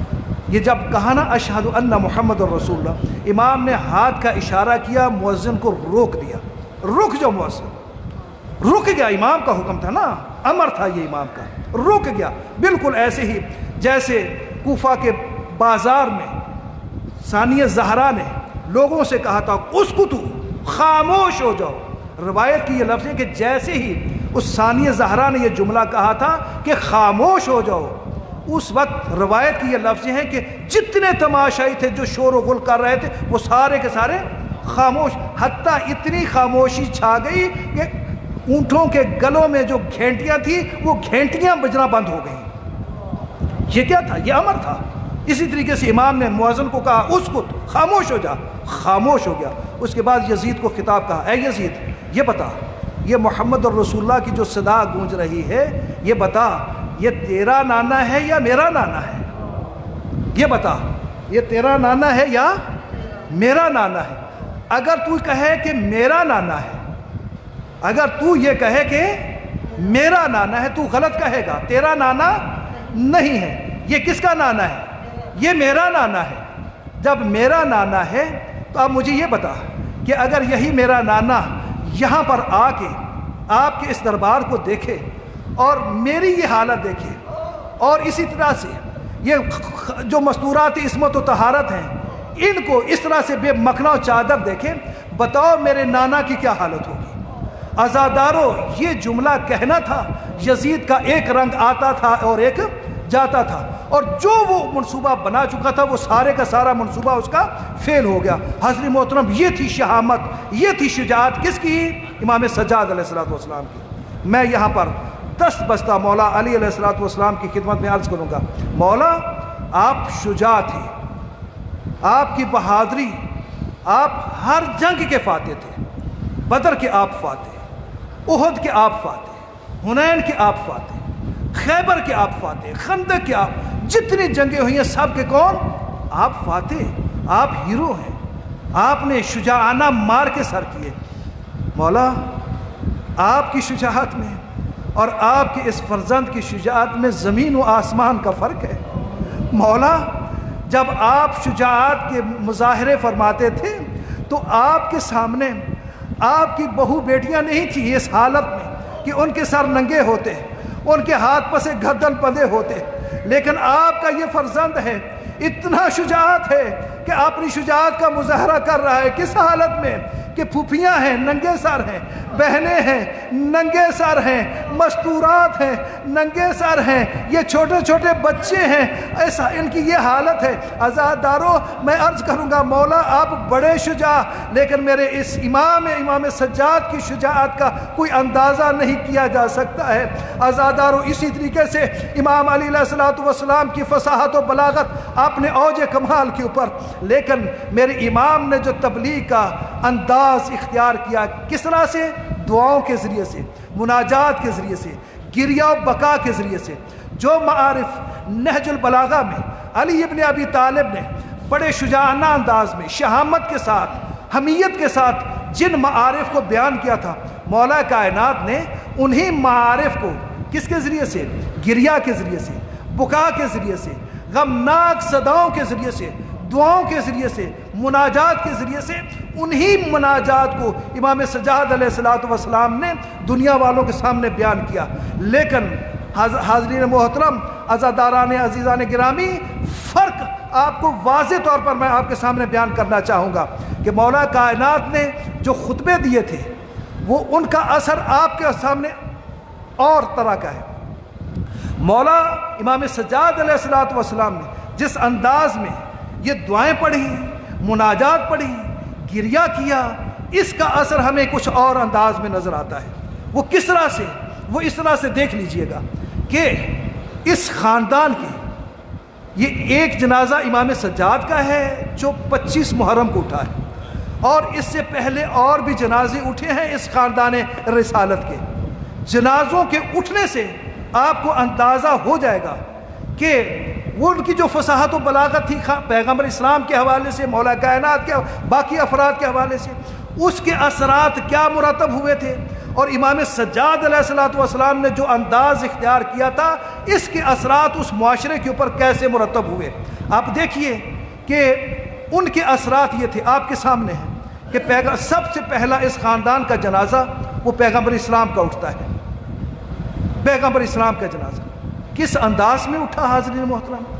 دفنانے والے کتنے لوگ تھے؟ سارے تو سقیفہ میں بیٹھے ہوئے تھے نا. چند لوگ تھے جنازے کو چھوڑ کے بھاگ گئے تھے. چند لوگ تھے کہ جو پیغمبر اسلام کے جنازے کے ساتھ تھے اور انہوں نے پیغمبر اسلام کو خاموشی کے ساتھ کہہ سکتے ہیں دفن کر دیا. یہ پہلا جنازہ ہے. اس کے بعد دوسرا جنازہ اس خاندان کا کون سا اٹھا؟ وہ جناب زہرا بنت پیغمبر کا جنازہ ہے. اس بی بی کا جنازہ ہے کہ جو کہتی ہوئی اس دنیا سے چلی گئی، سبت علیہ مصائب لو انہا سبت علیہ سرنا علیہ. بابا آپ کی وفات کے بعد آپ کی بیٹی کے اوپر اتنے مصائب آئے کہ اگر وہ سفید دنوں کے اوپر آتے وہ سیاہ راتوں میں تبدیل ہو جاتے. عزادارو اس بی بی کا جنازہ اٹھا. کس عالم میں مولا کائنات ہے، انتہائی خاموشی کے ساتھ اس جنازے کو دفن کر دیتے ہیں. کسی کو کانوں کان خبر نہیں ہوتی کہ یہ مظلومہ کہاں پر دفن ہے، اور آج تک جناب سیدہ کی قبر کا پتہ نہیں ہے کہ حقیقی طور پر کہاں پر دفن ہے. کہا جاتا ہے جنت البقیع میں ہے، کہا جاتا ہے ریاض الجنہ میں ہے، مختلف مقامات ذکر کیا جاتے ہیں. بی بی کی قبر حقیقی طور پر معلوم نہیں ہے کہاں پر حضرت زہرا کو دفن کیا. مولا کائنات نے خاموشی کے ساتھ دفن کر دیا. اور اس کے بعد ایک اور جنازہ اٹھتا ہے اس خاندان کا. وہ 40 ہجری میں مولا کائنات علی ابن ابی طالب کا جنازہ ہے. عزاداروں کس عالم میں یہ جنازہ اٹھتا ہے؟ عزاداروں صرف 2 شہزادے ہیں کہ جنہوں نے پیچھے سے جنازہ اٹھایا ہوا ہے، آگے سے ملائکہ ہیں کہ جنہوں نے جنازے کو اٹھایا ہوا ہے، اور ایک جگہ پر کوفے سے لا کے اس وادی نجف میں خاموشی کے ساتھ مولا کائنات کے جنازے کو دفن کر دیا جاتا ہے. 100 سال تک کسی کو پتہ نہیں ہوتا ہے کہ مولا کائنات کہاں پر دفن ہے. یہ پھر ہارون رشید کے زمانے میں پتہ چلتا ہے کہ امام صادق علیہ السلام نے فرمایا کہ اس جگہ کے اوپر میرے دادا علی ابن ابی طالب دفن ہیں، لہٰذا خاموشی کے ساتھ علی علیہ السلام کو دفن کر دیا جاتا ہے. عزاداروں پھر اس کے بعد 50 ہجری میں ایک اور جنازہ اٹھتا ہے. اس جنازے کا ایک عجیب رنگ ہے. عزاداروں کہیں نہیں سنا ہوگا کہ جنازہ تیار ہو کے دفن ہونے کے لیے گیا ہو قبرستان میں اور پھر وہ جنازہ گھر واپس آیا ہو. اور عزاداروں کیسے واپس آیا؟ جب گیا تھا جنازے کے اوپر سفید رنگ کی چادر تھی، لیکن جب وہ جنازہ آیا عزاداروں وہ سفید چادر خون رنگ ہو چکی تھی. اس جنازے کے اوپر ظلم کے تیر پیوست ہو چکے تھے. عزاداروں یہ جنازہ ہے کس کا؟ اس خاندان کی ایک فرد کا جس کو امام حسن کہا جاتا ہے. عزاداروں ایک اور جنازہ 10 محرم کو 61 ہجری کو ایک اور جنازہ اس خاندان کا. عزاداروں اس جنازے کی کیا کیفیت ہے؟ 3 دن تک لکودک صحرا میں گرم ریت کے اوپر بغیر غسل و کفن کے پڑا رہتا ہے. یہ جنازہ کوئی دفنانے والا نہیں ہے. یہ اس جنازے کی کیفیت ہے، یہ جنازے ہے. لیکن عزاداروں جب امام کو زہر کے ساتھ شہید کر دیا، چوتھے امام کو، اس کے بعد روایت کی یہ لفظیں ہیں کہ یہ پہلا جنازہ ہے خاندان آل محمد کا جو اس عزت و اہتمام اور اس عظمت کے ساتھ اٹھا ہے کہ کربلا کے ہر گھر میں ہر تمام بچے، بوڑھے، مرد، عورتیں، ان میں کوہرام بپا ہے. یہ کیوں ایسا ہوا؟ حاضرین محترم، یہ امام سجاد کی اس تبلیغ کا نتیجہ تھا جو دعاؤں کے ذریعے تھی، جو مناجات کے ذریعے تھی، جو گریے کے ذریعے تھی. کہ ایک عظیم الشان ایک انقلاب برپا ہو چکا ہے مدینے میں ان دعاؤں کے نتیجے میں، ان مناجات کے نتیجے میں۔ لہٰذا اب امام کا جنازہ اٹھتا ہے، مدینے کے مرد و زن، بچے بوڑھے سب اس جنازے کے اوپر گریہ کر رہے ہیں۔ لفظ ہیں کوہرام بپا ہے، کوہرام کہا جاتا ہے اس اجتماعی گریہ کو کہ جس کو بڑی بلند آواز کے ساتھ گریہ کیا جاتا ہے، کوہرام بپا ہے۔ عزادارو جب امام کا جنازہ اٹھا ہوگا اور اس انداز میں اس عظمت کے ساتھ اٹھا ہوگا، کیا خیال ہے کہ امام کی روح جو اپنے جنازے کو اس طرح سے اٹھتا ہوا دیکھ رہی ہوگی، کیا وہ خوش ہوگی، مطمئن ہوگی کہ میرا جنازہ اس عظمت کے ساتھ اٹھا؟ عزادارو نہیں، ایسا نہیں ہو سکتا ہے۔ اس تابوت میں کربلا کی طرف رخ کیا ہوگا، کہا ہوگا بابا آپ کا یہ فرزند آپ سے شرمندہ ہے، آپ کا جنازہ تو 3 دن کربلا کی ریت کے اوپر بغیر کفن دفن کے پڑا رہا اور میرا جنازہ اس شان سے اٹھایا جا رہا ہے۔ وَسَيَعْلَمُ الَّذِينَ ظَلَمُوا أَيَّ مُنْقَلِبٍ يَنْقَلِبُونَ۔ پروردگار واسطہ محمد و آل محمد کا واسطہ تو اتنی عزت و عظمت کا ہماری اس عبادت کو اپنی بارگاہ میں شرف قبولیت عطا فرما۔ محمد و آل محمد کا واسطہ میرے اللہ یہ بڑے خلوص کے ساتھ فرش عزا بچھایا گیا، محمد و آل محمد کے صدقے میں اس فرش عزا بچھانے میں جس نے جس طرح کا بھی دام در میں قدم سخرے جس طرح کا بھی تعاون کیا، پروردگارہ اس کا اجر جزیل و کثیر ان کے نام اعمال میں درج فرما۔ محمد و آل محمد کا واسطہ میرے اللہ واسطہ تو یہ تیری عزت و عظمت کا اس فرش عزا کے اوپر جتنے مومنین یہاں پر تشریف لائے، محمد و آل محمد کے صدقے میں ان کا یہاں پر آنا اپنی عبادت شمار فرما۔ محمد و آل محمد کا واسطہ میرے اللہ جو مومنین مومنات بیمار ہیں ان کو صحت کلی شفائے کاملہ و عاجلہ عطا فرما۔ پروردگارہ مومنین جو اپنے دلوں میں حوائج شرعیہ رکھتے ہیں ان سب کی حاجات کو پورا فرما۔ محمد و آل محمد کا واسطہ میرے اللہ جو پریشان ہیں ان کی پریشانیوں کو دور فرما، جو مقروض ہیں ان کے قرضوں کو ادا فرما، جو بے روزگار ہیں ان کو بہترین روزگار عطا فرما، مومنین کی جان و مال کی حفاظت فرما۔ مومنین کرام اس وقت جہاں کہیں بھی عزاداری امام مظلوم میں مصروف ہیں، پروردگارہ ان سب کی حفاظت فرما، خاص طور پر اس کرونا وائرس سے اور تمام آفات و بلیات ارضی و سماوی سے سب کو محفوظ فرما۔ محمد و آل محمد کا واسطہ میرے اللہ واسطہ تو یہ تیری عزت و عظمت کا مذہب حقہ کو دن دگنی رات چوگنی ترقی عطا فرما، دشمنان مذہب حقہ کو ذل و خوار فرما، انقلاب اسلام ایران کی حفاظت فرما، دشمنان انقلاب کو نیست و نابود فرما، اس انقلاب کو امام زمان علیہ السلام کے انقلاب کے ساتھ متوسل فرما، تمام راج عظام بالخصوص رہبر معظم کو صحت و سلامتی کے ساتھ طول عمر عطا فرما، ہمارے امام برحق کے ظہور میں تعجیل فرما، جب ہمارے امام کا ظہور ہو ہمیں ان کے آوان و انصار میں شمار کرنا، ہم سب کو شفاعت محمد و آل محمد نصیب فرما۔